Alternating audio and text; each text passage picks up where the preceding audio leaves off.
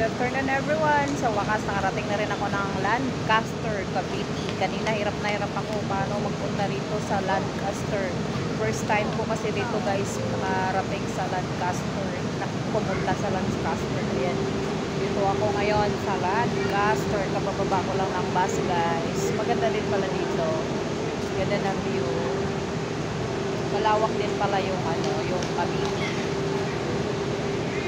So, dito tayo sa Lancaster. Waiting ko pa yung kapatid ko.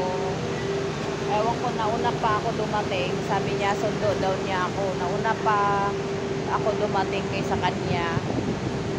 Kaya, ayan guys. Waiting muna ako sa kapatid ko.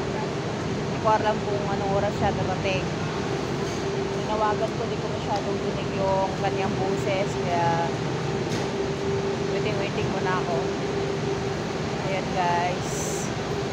Grabe haba ng aking biyahe from San Jose del Monte, Bulacan. Tapos anong oras ako umalis sa bahay? Mga yata 12 afternoon. Tapos ayun, nakarating ko lang, terminal pa lang ako. Antay pang sundo ko na kapatid ko. Hindi pa nakarating. Anong oras na darating yun? Medyo malayo-layo yata yung Hindi ko alam kung saan siya manggagaling guys. Basta Lancaster lang din siya.